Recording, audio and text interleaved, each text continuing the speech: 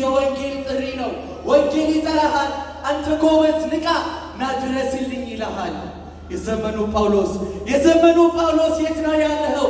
ልጆች የሚወለዱበት ጊዜ ስለደረሰ ወንጌል ጥሪውን ያቀርባል፣ ድምፁንም ያሰማል። አዋጅ አዋጅ አዋጅ!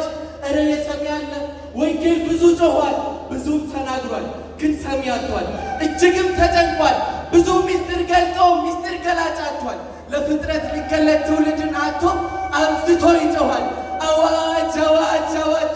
እረ የሰሚ ያለ አንተ ወጣት፣ አንተ ያልሰው ንቃ! ያዝ የቃሉ ሰይፍ የሚያፈርስ መዶሻ። ወንጌል አፍ አውጥቶ እየወቀሰ ነው። አንተ ተኝተህ ሳለ ጠላት እንክርዳድ ዘርቶ እንቁል ልጆቿን እየነቀለ ነው። አንተ ጎበዝ፣ አንተ ወጣት ንቃ! ያዝ የቃሉ ሰይፍ የሚያፈርስ መዶሻ። የዘመኑ ኤልያስ ንቃ! ዲቦራችም ንቂ!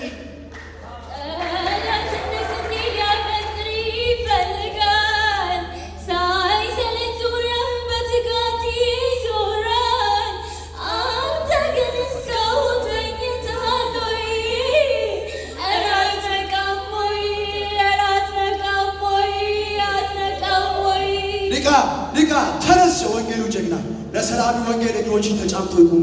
ንቃ አትተኛ! ወንጌል ታማ አትተኛ! ንቃ! ከተኛበት ተነስ! ጊዜው ደርሷል ለወንጌል የምትቆምበት። ተነስ! ተነስ! ስለምን ትተኛለህ? ስለምን ወንጌል ነው የምትቆምበት? ቸልብለ በሩበት መቆማት ምንድነው ምክንያቱ? አሁን ተነሳና አንሳ የቃሉን ሰይፍ በትነው የጠላትን የሚያመስ ሰይፍ ተነስ!